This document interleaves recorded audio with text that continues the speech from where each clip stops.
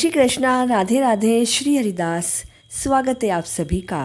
भाद्रपद के शुक्ल पक्ष की गणेश चतुर्थी से लेकर अनंत चतुर्दशी तक के समय में अच्छा दिन और वार देखकर हम गाज खोलते हैं। और इसके पीछे यह पौराणिक मान्यता है कि गाज माता हमारे परिवार की रक्षा करती है और घर में सुख व समृद्धि का आगमन होता है।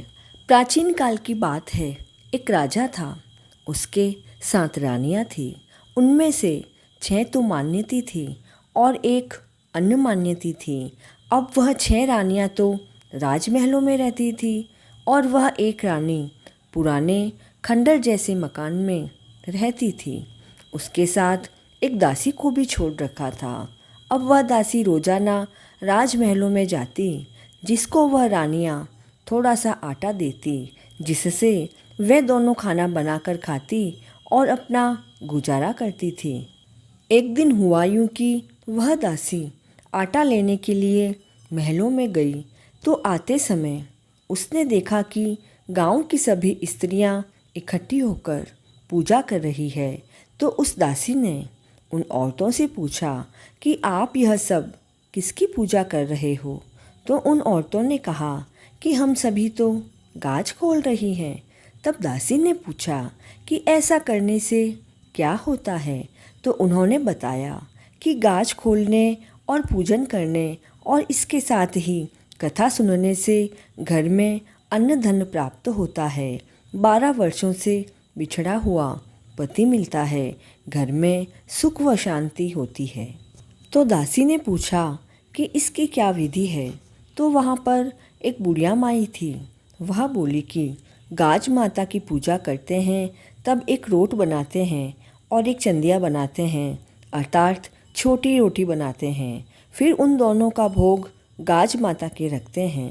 पूजा करने के पश्चात उन दोनों को कलप कर अर्थात मनस कर घर की बहन बेटी को देते हैं। और अगर कोई लेने वाला नहीं हो तो गाय व कंवारी बछिया को देते हैं, और वह भी नहीं मिले तो ज़मीन में गाड़ देते हैं और उस दिन स्वयं भी रोट ही खाना चाहिए।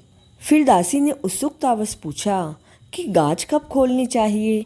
तब बुढ़िया माई ने कहा कि भाद्वे महीने की शुक्ल पक्ष की गणेश चौथ से लेकर अनंत चतुर्दशी तक अच्छा वार देखकर गाज खोलनी चाहिए। अब दासी गाज के बारे में सब जानने के बाद राजमहल से आटा लेकर घर पहुंची। तब रानी ने कहा कि आज आटा लाने में तुम्हें इतनी देर कैसे हो गई? तो दासी ने कहा कि रानी जी, आज मैंने अपने शहर की औरतों को गाज खोलते हुए देखा तो मैं वहीं रुक गई। फिर दासी ने वहाँ की सारी बात रानी को बताई। तब रानी ने मन ही मन यह निश्चय किया कि मैं भी गाज माता की पूजा करूँगी और कहानी सुनूंगी। रानी ने दासी को कहा कि आज जब तुम आटा लेने महल में जाओ तो आज आटा ज़्यादा लेकर आना, क्योंकि मैं भी आज गाज खोलूँगी और रोट व चंदिया बनाऊँगी। दासी महल में गई और वहाँ की रानी से कहा कि आज आटा थोड़ा ज़्यादा देना, मेरी रानी गाज खोलेगी और रोट व चंदिया बनाएगी। ऐसा सुनते ही उस महल वाली रानी ने कहा कि तेरी रानी तो पता नहीं क्या क्या कामन टोट के करती है, तू चली जा, आज मैं तो आटा ही नहीं दूंगी। यह सुनकर दासी उदास होकर घर आई तो रानी ने कहा कि मुझे आटा दे दो। तो दासी ने कहा कि मैं कहाँ से लाऊं, आज तो उन रानियों ने मुझे आटा ही नहीं दिया। ऐसा सुनकर रानी भी दासी के साथ उदास होकर बैठ गई। तभी उधर से एक बुढ़िया माई आई तो उन दोनों को उदास होकर बैठने का कारण पूछा। तो दासी ने सारी बात बुढ़िया माई को बता दी। तब बुढ़िया माई ने कहा कि आप चिंता मत करो रानी जी, मैं आपकी गाज की पूजा जरूर करवाऊंगी और गाज खुलवाऊंगी। फिर बुढ़िया माई ने दासी को कहा कि जाकर गाय का गोबर और कंवारी बछिया का गोबर लेकर आओ। दासी तभी गोबर लेकर आई तो गाय के गोबर से तो रोट बनाया और कंवारी बछिया के गोबर से चंदिया बनाई। फिर रानी ने गाज माता की पूजा करके गाज खोली। वह रोट व चंदिया को मनस दिया। वह पूजन करने के बाद जमीन में गाड़ दिया। दूसरी ओर राजा ने सोचा कि मुझे शिकार खेलने गए बहुत दिन हो गए हैं, सो मैं शिकार खेलकर आऊँगा। राजा कुछ सैनिकों को साथ लेकर शिकार खेलने जंगल में गया। राजा को शिकार खेलते खेलते समय का पता ही नहीं चला और वह तो गहरे जंगल में आ गया और अपने सैनिकों से बिछड़ गया।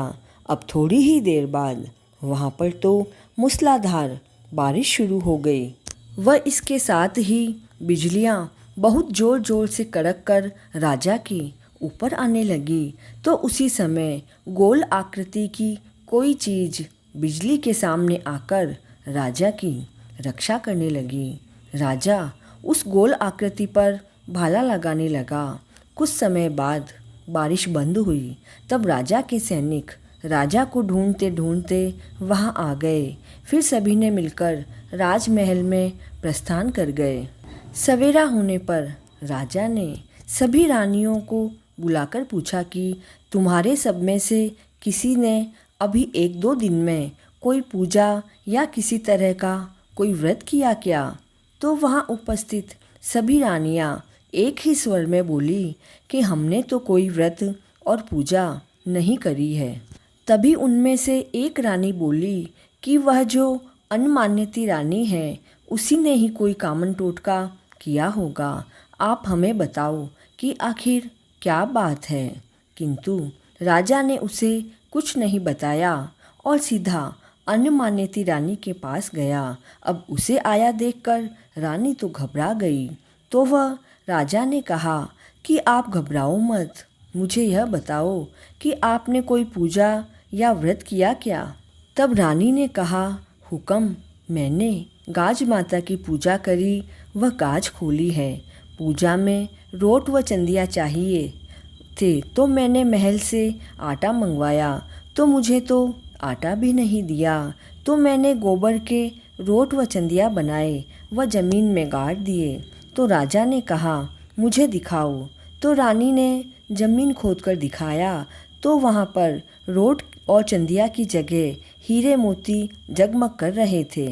तब राजा ने देखा कि यह तो वही आकृति है जिसने मेरी रक्षा करी थी। इसके अंदर मेरे भाले के निशान भी नज़र आ रहे हैं। राजा तो उसी समय रानी के पैरों में गिर गया। वह जंगल की सारी बात भी रानी को बता दी और कहने लगा कि रानी, मैं आज आप ही के कारण जीवित बचा हूँ। राजा उस अनमान्यती रानी को महलों में ले गए और उस अनमान्यती रानी को मान्यती करी और उन 6 रानियों को अनमान्यती करी। राजा ने उस महारानी को पटरानी भी घोषित किया। वे दोनों आनंद के साथ रहने लगे। हे गाज माता गर्जा माई, जैसे रानी का सत रखा व राजा की रक्षा करी, वैसे ही हम सभी की रक्षा करना। कहते को सुनते को अपने सारे परिवार की रक्षा करना। इसके पश्चात आड़ी वाड़ी की कहानी अवश्य सुने, जिसका लिंक डिस्क्रिप्शन बॉक्स में आपको मिल जाएगा। इस रोचक व पवित्र कथा को अधिक से अधिक शेयर करें और चैनल पर नए हैं तो please like, share and subscribe this channel. जय श्री कृष्णा।